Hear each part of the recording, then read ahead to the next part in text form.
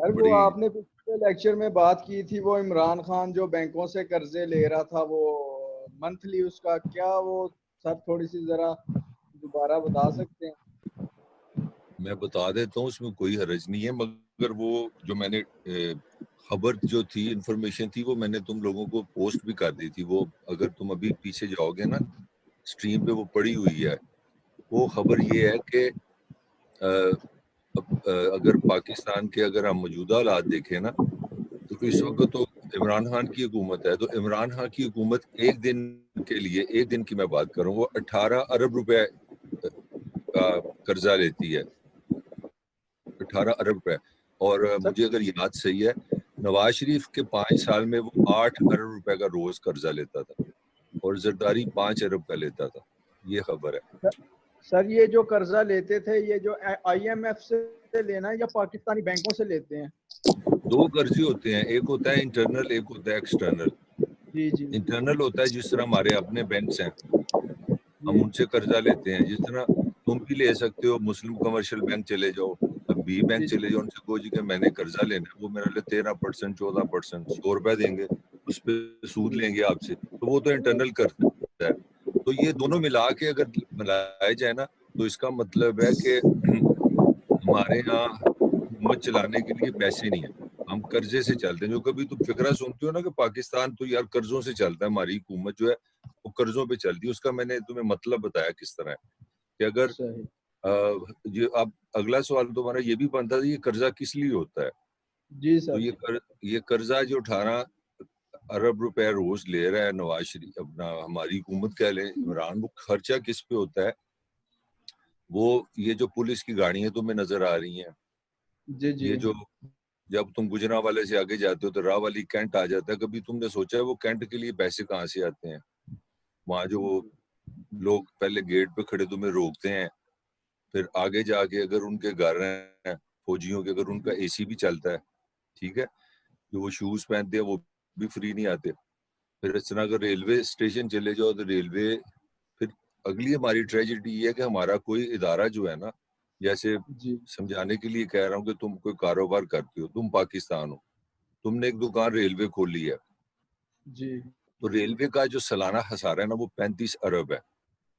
صحیح. مطلب میں اگر عمران خان ہوں تو میرے پاس ریلوے لے آتے ہیں جی ساڈا 45 ارب روپے کا نقصان ہے، پیسے دو پھر ٹرین چلے گی. اچھا آگے چلتے ہیں. پی آئی اے جو ہے نا، وہ جب جہاز اٹھتے ہیں تو 6 ارب روپے مہینے کا لاس ہوتا ہے ہمیں. 6 ارب روپے حکومت دیتی ہے تو پھر وہ دکان چلتی ہے. مطلب بازاری الفاظ استعمال کر رہا ہوں. اسی طرح جو پاکستان کے لیے میں سمجھتا ہوں سب سے بڑا عذاب ہے، جو میرے لیے عام آدمی کو ریئلائز نہیں ہو رہا، ہم نے یہ کام بے نظیر نے کیا تھا. ہم نے قرضے لیتے ہیں، بے نظیر نے 93 میں، پتہ نہیں تم پیدا نہیں ہوگے، 93 میں معاہدہ کیا کہ پاکستان میں کوئی امیر آدمی باہر سے آگے، اس کو آئی پی پیز بولتے ہیں، کہ آپ بجلی گھر بنائیں، پیٹرول سے آپ بجلی بنائیں، ہم آپ سے خریدیں گے. تو معاہدہ یہ ہوا کہ مثال کے طور پہ کہ تم اگر 100 واٹ بجلی بنا سکتے ہو تو ہم 100 واٹ کے سارے پیسے آپ کو دیں گے، چاہے ہم آدھی بجلی لیں یا 10% اس میں بجلی لیں. تو وہ گارنٹی ہے پاکستان کی ریاست کی، اسٹیٹ آف پاکستان کی گارنٹی ہے. تو پاکستان کے جو موٹے موٹے خرچے ہیں نا، اس میں سب سے بڑا خرچہ ہے آئی پی پیز. جب یہ بجلی حکومت لیتی ہے نا ان سے، وہ اتنی مہنگی ہے کہ کچھ لوگوں کا خیال ہے کہ 1800 ارب روپیہ جو ہے نا ہمارا پاکستان کا، وہ صرف آئی پی پیز کو جاتا ہے یہ بجلی لینے کے لیے. تو یہ چیزیں بڑی، تمہارا سوال اسی لیے میں نے ایکسپلین کر رہا ہوں کہ تمہیں جب جو ہمارا ابھی ان لیکچرز کا بنیادی مقصد بھی یہی ہے کہ تم لوگوں کو اسٹوڈنٹ سے تھوڑا میچور لیول پہ لایا جائے کہ پاکستان کے ایشوز ہیں کیا. جی اب 2 کلاسوں سے تم دیکھو، میرا نہیں خیال کبھی کسی نے تم سے یہ چیزیں ڈسکس کی ہوگی. تمہارے بالکل. ذہن میں پاکستان سے مراد پتہ نہیں کیا تھی. تو میں نے ایک ٹوٹل تمہیں جو اس کا فائنینشیل ٹرمز ہے، تمہیں اپنے گھر کا بڑا پرسنل سا سوال ہے، مجھے نہیں پتا تمہارا خرچہ کیا ہے.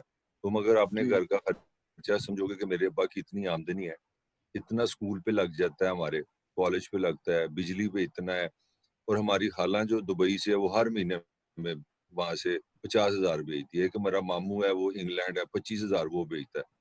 اللہ نہ کرے ماموں جو لندن سے پیسے بھیجتا ہے اس کا ایکسیڈنٹ ہو جائے, جی اللہ نہ کرے خالہ دبئی سے واپس آ جائے, یہ ہوتا ہے پاکستان.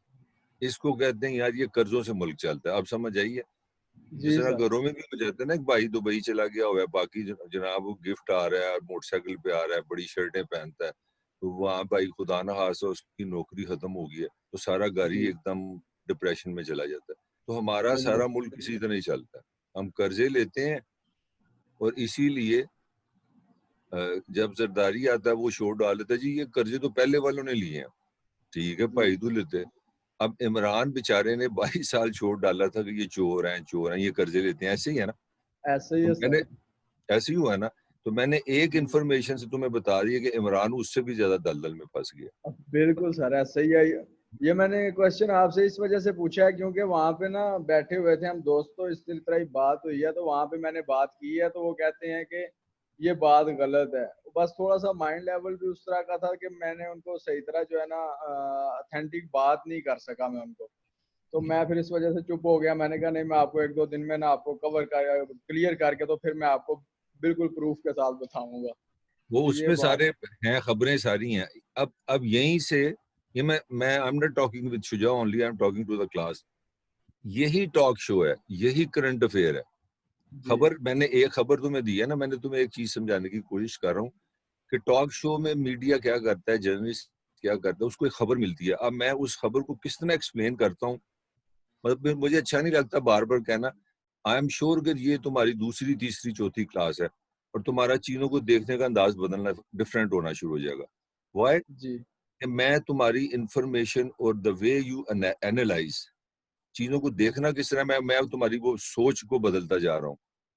جی اسی طرح میڈیا کا یہ جو رول ہے, جو میں نے پہلے تمہیں بتایا تھا رول آف میڈیا کا رول ہے کہ وہ لوگوں کو گائیڈ کرے, لوگوں کو صحیح سمت لے کے جائے, جو ٹیچر کا کام ہے. ٹیچر بالکل ٹھیک ہے میں تنخواہ لیتا ہوں, مگر میرا کردار جو ہے, میری ڈیوٹی یہ ہے کہ میں ایمانداری سے, ہو سکتا ہے میرا علم کم ہو مگر میری نیک نیتی یہ ہے کہ میں تمہیں سچ بتاؤں. بالکل میرا اپنا ایجنڈا کوئی نہیں ہونا چاہیے کہ میں کیونکہ رشتے دار, میں کسی سیاستدان سے پیسے لیے ہیں, نہیں, میں کسی کا نہیں ہوں, میں اسٹوڈنٹ کا ہوں. مجھے صرف یہ دیکھنا ہے کہ میں اپنی ایمانداری سے جو اسٹوڈنٹ ہے اس کو سوچنے کا انداز, اس کا علم, اس کی پرسنالٹی ایسے بنے کہ وہ ایک اچھا جرنلسٹ بنے. جی بالکل. اسی طرح ٹاک شو کی بھی یہی ذمہ داری ہے کہ مجھے نہیں یہ کہ گجرا والا دیکھ رہا ہے, وہ کوئی جٹ دیکھ رہا ہے, کوئی کشمیری دیکھ رہا ہے, کوئی شیعہ دیکھ رہا ہے, کوئی کرسچن دیکھ رہا ہے.